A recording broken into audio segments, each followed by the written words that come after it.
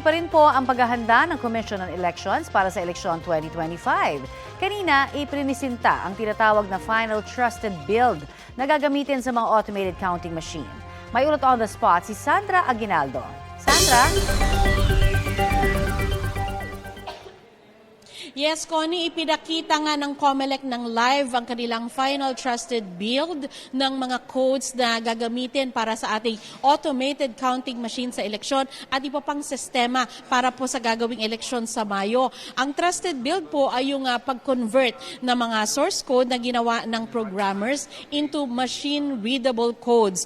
Ang ginagawa po ang trusted build ng may security at verification method para matiyak na ito talaga yung tunay na kumakatawan sa source code na gagamitin sa mga makina at iba pang systems sa halalan. Paraan po ito para matiyak na ligtas at hindi madadaya ang sistema. Matapos nga ang bawat trusted build ay nilalagay yung USB na naglalaman ng source code sa sealed envelope at saka ito sineselyohan at ilalagay po ito sa vault ng Bangko Sentral ng Pilipinas. Connie, kaugnay pa rin po sa eleksyon, sa checkpoint po ng PNP ay 31 ang naaresto at 80 firearms ang nakuha at ayon po yan sa PNP National Election Monitoring Action Center. Nationwide po yan at kahapon lang po nagsimula ang checkpoint. Ayon sa COMELEC, ilan sa cases ay naganap sa Nueva Ecija, Iloilo City, Rizal Province, Isabela, Pangasinan at Maguindanao. Yung iba po ay nahuli o yung iba pong nahuli ay meron silang dokumento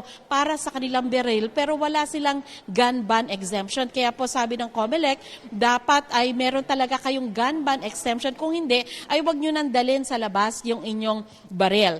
At kaugnay naman po sa napaulat na pag-withdraw ni Narvacan Mayor Chavit Singson sa senatorial race, sinabi ni Chairman George Erwin Garcia na kailangan na personal siyang mag-withdraw ng kanyang kandidatura pero hindi raw mabubura na ang pangalan ni Singson sa balota dahil nagsimula na po ang noong January 6 ang printing ng mga balota.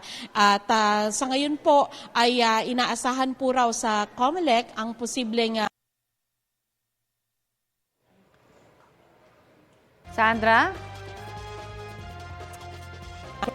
dito. Yes, Connie. Okay, medyo naputol ka lamang. Pwede mong pakidugtong lang yung pinakahuling bahagi ng iyong report. Yes, Connie, ngayong araw na ito ay inaasahan na baka daw si Mayor Singson ay pumunta sa COMELEC para sa personal na pag-withdraw ng kanyang kandidatura. So, Connie, yan muna ang pinakahuling ulat mula dito sa warehouse ng COMELEC sa Laguna. Connie? Maraming salamat, Sandra Aguinaldo.